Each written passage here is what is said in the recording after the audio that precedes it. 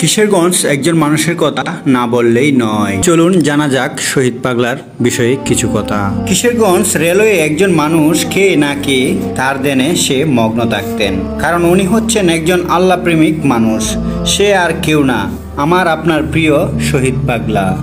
কিশোরগঞ্জ অনেক মানুষ অন্তরে গেঁথে আছে আমাদের প্রিয় শহীদ পাগলা। তিনি কিশোরগঞ্জের স্মরণীয় ব্যক্তিদের মধ্যে একজন। ওনাকে চিনে না কিশোরগঞ্জের এমন মানুষ খুব কমই আছে।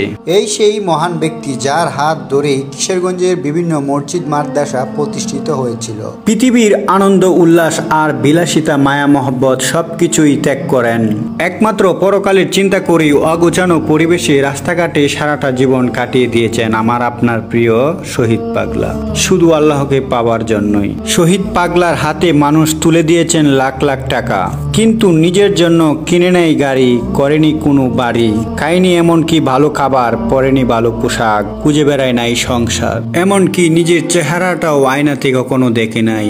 আল্লাহ তাআলার রহমতে তিনি মানুষের মনের কথা জানতেন, সবার কাছ থেকে উনি টাকা নিতেন না।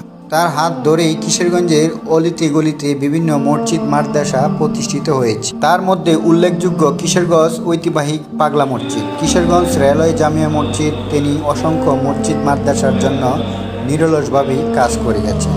তিনি কিশোরগঞ্জের স্মরণীয় ব্যক্তিদের মধ্যে একজন। এমনকি মানুষের ভবিষ্যৎবাণীও বলে দিতেন। আমরা মানুষেরাই লস শব্দটাই শুনতে পারি না, লাভ হলেই ওখানেই এগিয়ে যাই।